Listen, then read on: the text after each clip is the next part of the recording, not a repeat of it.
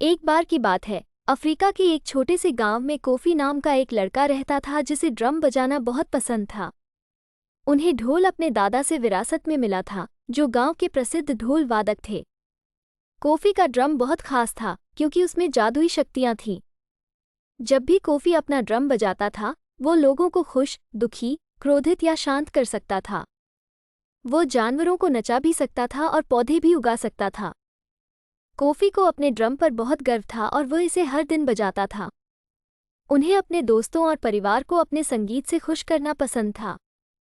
उसे ग्रामीणों की समस्याओं में मदद करने के लिए अपने ड्रम का उपयोग करना भी पसंद था। उदाहरण के लिए, वह किसी रोते हुए बच्चे को शांत करने के लिए सुखदायक लय बजाता था या किसी बीमार व्यक्ति को खुश करने के लिए कोई खुशी की धुन बजाता था।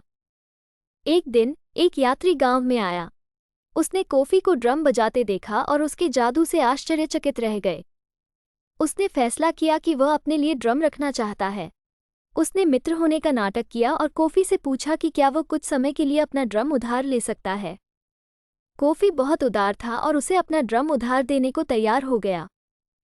यात्री ने ड्रम उठाया और जितनी तेजी से भाग सकता था भाग गया। उसे कोफी या गांव वालों की कोई परवाह नहीं थी। वो ढोल का उपयोग केवल अपने स्वार्थ के लिए करना चाहता था। उसने सोचा कि वो ड्रम बजाकर अमीर और शक्तिशाली बन सकता है। वो पास के एक शहर में गया और लोगों की भीड़ के सामने ड्रम बजाना शुरू कर दिया। उन्होंने एक तेज और क्रोधपूर्ण ताल बजाया जिससे लोग एक दूसरे से लड़ने लगे। फिर उसने एक उदास धुन बजाई जिसने लोगों को रुला दिया और निराश कर दिया। फिर उसने एक लालची और धूर्त राग बजाया जिससे लोगों को अपने सारे पैसे और कीमती सामान उसे देने पड़े।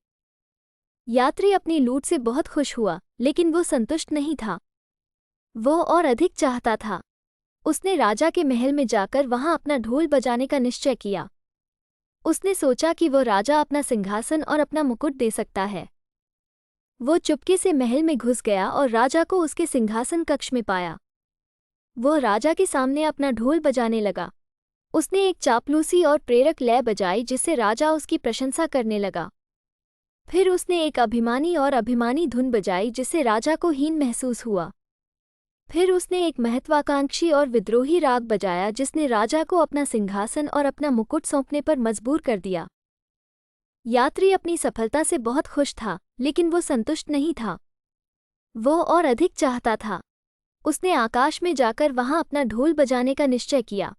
उसने सोचा कि वो सूर्य, चंद्रमा और तारों को अपनी आज्ञा का पालन करा सकता है। वो एक ऊंचे पहाड़ पर चढ़ गया और आकाश तक पहुंच गया। उसने आकाशीय पिंडों के सामने अपना ढोल बजाना शुरू कर दिया। उसने एक उज्ज्वल और चमकदार लय बजाई जिससे वे पहले से कहीं अधिक चमकदार हो गए। फिर उसने एक गहरी और रहस्यमयी धुन बजाई जिससे उनकी रोशनी कम हो गई। फिर उसने एक शक्तिशाली और प्रभावशाली धुन बजाई जिससे वे उनके आदेशों का पालन करने लगे। यात्री उसकी शक्ति से प्रसन्न था, लेकिन वो खुश नहीं था। वो और अधिक चाहता था। उसने दुनिया के अंत तक जाने और वहां अपना ड्रम बजाने का फैसला किया। उसने सोचा कि वह अपने संगीत से सब कुछ गायब कर सकता है। वो जमीन और समुद्र के पार तब तक चलता रहा जब तक कि वो दुनिया के छोर तक नहीं पहुंच गया। वहां खालीपन और सन्नाटे के अलावा कुछ भी नहीं था। उसने शून्य के सामने अपना ढोल बजाना शुरू कर दिया। उसने एक तेज और अराजक लय बजाई जिससे सब कुछ हिल और कांप उठा। फिर उसने एक शांत और शांतिपूर्ण धुन बजाई जिससे सब कुछ शांत हो गया। फिर उसने एक अंतिम और घातक राग बजाया जिसने सब कुछ गायब कर दिया। यात्री ने अपना लक्ष्य हासिल कर लिया था, लेकिन उसने वो सब कुछ भी नष्ट कर दिया था जो वो अब तक जानता था। उसकी प्रशंसा करने वाला कोई नहीं बचा, उसकी आज्ञा मानने वाला कोई नहीं बचा, उसे कुछ देने वाला कोई नहीं बचा। वहाँ केवल वह और उसका ढोल था। उसे बहुत देर से एहसास हुआ कि उसने क्या किया है, लेकिन इसे फिर से सुधारने में बहुत देर हो चुकी थी। उसने अपने लालच और स्वार्थ के कारण सब कुछ खो दिया था। वो अकेला, ऊबा हुआ और दुखी महसूस करता था। उसने अपना ड्रम दोबारा बजाने की कोशिश की, लेकिन उससे कोई आवाज़ नहीं आई। उसका जादू खत्म हो गया था क्योंकि वो उसका नहीं था। वो चाहता था कि वो समय में पीछे जाकर ड्रम कोफी को लौटा सके, जिसने उसके साथ सम्मान और दयालुता से व्यवहार किया था।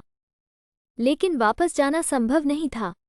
वो दुनिया के अंत में अपना मूक ढोल पकड़कर बैठ गया और रोने लगा।